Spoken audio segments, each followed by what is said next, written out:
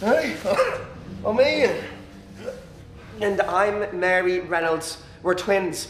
Do you know what would have happened if she'd have gotten to that key, you gobshite? Hey everyone, welcome back to Most Amazing Top 10. I'm your host, Che Arena. Pixar has some of the best movies of all time, and I'm not even talking about just animated movies. I mean all the movies ever made. Pixar holds strong and has been embedded in the hearts and minds of kids all over the world. I still remember seeing movies like Finding Nemo and Incredibles in theaters. And one of these greats, of course, is Inside Out, which is a movie about a prolapsed butthole. I'm joking. Of course, the movie is about a girl whose emotions start getting out of control, which leads to a whole bunch of crazy stuff and uncontrolled things happening, which eventually brings everyone closer together. Classic Pixar. And leave it to the internet to take this heartwarming story and find the dark corners hidden inside of it. That's why we got today's list of top 10 scary Inside Out theories. Make sure you stick around for the whole list because I'm going to be reading out comments from the top 10 scary abandoned prisons video. And we would love it if you guys would like, comment, subscribe, and hit the little notification bell.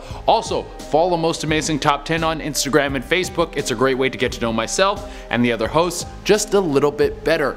And without taking any longer, let's get into this list. Number 10. Riley was about to be bipolar. In this Disney Pixar classic, we have Riley, who's the host of 5 different primary emotions that make up who she is: joy, sadness, fear, disgust, and anger. Later in the movie, we see that everyone has these emotions, but certain types take center stage for people, giving them core memories associated with these emotions, and this helps build their personality. Now, with the main character of the movie, Riley, we see that she has 2 primary emotions which take hold of most of her decisions: joy and sadness. By the end of the movie, this is resolved and she is balanced out. But what if the movie ended in a different way? What if at the end of the movie, Riley didn't get off that bus she was on while she was running away from home? What if she ended up running away from home and she was on the streets? This would lead to her probably having a mental breakdown, and poor little sweet Riley would be struggling with her mental health for the rest of her life. That would have been a little bit of a dark twist for Pixar, but hey, they did kill Marlin's wife at the beginning of Finding Nemo. Number 9.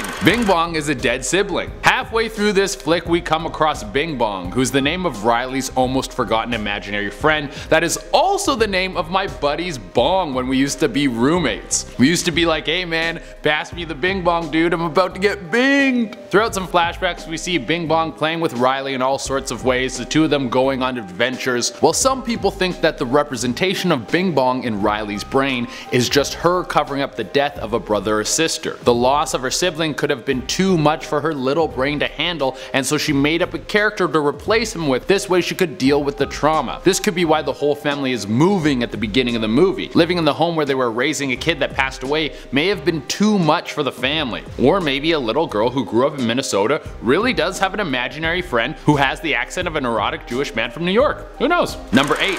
The dump is a metaphor for Alzheimer's. Inside Out pretty much breaks down emotions into working in a factory and an office. The dump is where your memories go when they're not needed anymore. And that's what happens when you get Alzheimer's. Well, if this was the Inside Out world, most of those things would go flying into the dump. I'm pretty sure that's the same thing that happens when you take a big hit in football. I wonder what the Inside Out world looks like for a football player with CTE. I bet all his core memories is just loud crashing noises and the urge to crush someone. So the dump could represent not just what happens to your memories as they fade, but it could also represent what happens to your brain as it ages. Number 7. Dad's main emotion is anger. Eventually we get to look into the minds of some of the other characters in the movie, mainly Riley's mom and dad. Their emotions are so clean and put together, and they have everything where it needs to be. I know some people with kids, and if you took a look inside their heads, it would look nothing like that. It would be all sleep deprivation and a never-ending craving for martinis. But when we get to look inside Riley's father's head, it seems like anger is at center stage. Why is this so? Could it be because he hates his life? During the movie, we see him constantly struggling over his job. Or maybe he grew up an angry kid in a broken home. Either way, I don't like a guy with a cop mustache who mainly runs on anger. Number 6. Mom's main emotion is sadness. Sticking with the theme of what's going on inside the heads of Riley's parents, we see that Mom's brain seems to run mainly on sadness. That is dark. We also see that one of her fondest memories is a time when she almost ran off with a Brazilian helicopter pilot. I think it's safe to say that there's a huge serving of regret sitting in Riley's mom's life. Every day she's raising a little bundle of joy and holding a strong marriage together when she could be in the sun getting some strong, well, you guys can fill in the rest of the picture. Number 5. Monsters Inc. crossover. So how did Bing Bong, the king of bongs, Bing Bong, the loving imaginary friend, come into an existence? Well, it could have been that the imagination of a child is so strong that she conjured him up herself, or that Bing Bong is actually from the Monsters Inc. universe, and when Riley was a kid, he would visit her to make her laugh. I really like this theory because people have been trying to make bridges through the Pixar movies to make one giant universe. And if it's true, it means Bing Bong is actually alive and well out there somewhere. Only the memory of him died. So when you're watching this movie, you can feel a little bit warmer when that scene happens. Number 4.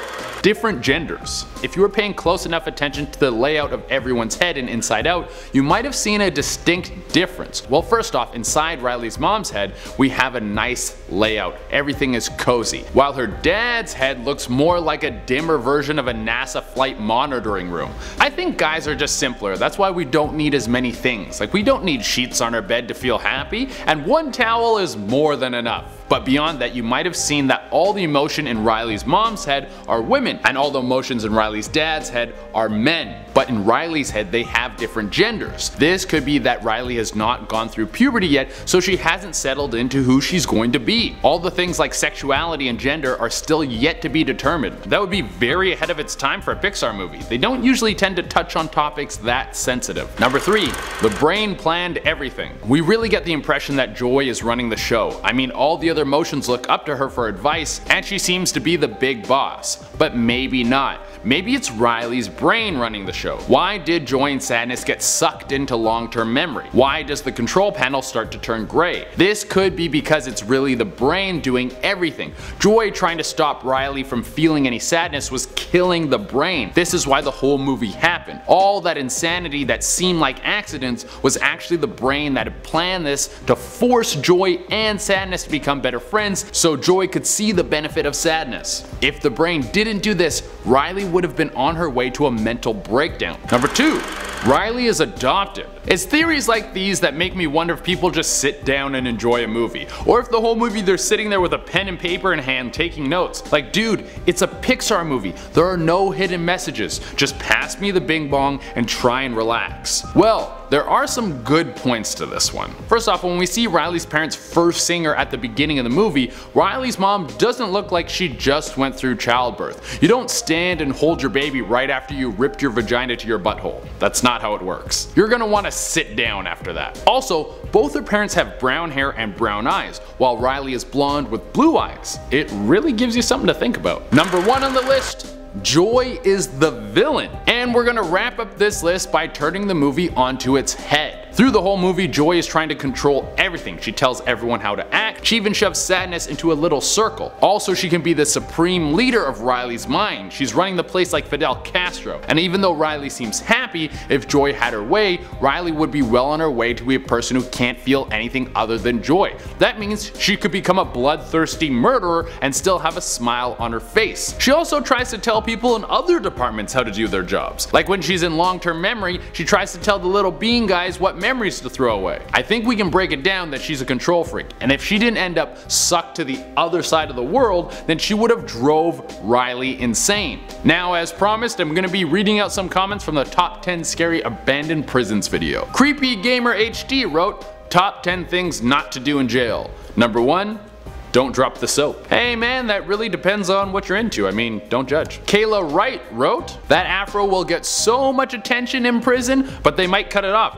Don't go to prison if you want to keep your precious hair. You're so right. They probably would nickname me Che-a-Pet. Roberta Kimpton wrote, I love this channel and I love the hosts, especially Che and Rebecca. I love watching all the scary videos every day. Thank you so much for the love. Everyone here at Most Amazing Top 10 loves you and loves that you're supporting this channel. Well everyone, that's our list. Thank you all so much for watching. Make sure you hit up the comment section and let me know what you thought of the video, and also let me know what your favorite Pixar movie is. Mine is of course The Incredibles. Love that movie, the first one. That movie builds such a great world of superheroes. And now that we've come to the end of the video, guys, please make sure you like, comment, subscribe, and hit the little notification bell. Also follow Most Amazing Top 10 on Instagram and Facebook. It's a great way to get to know myself and the other hosts a little bit better. Until next time, I've been Che Arena, and I need to go watch Toy Story 4. I still haven't seen it. What am I doing?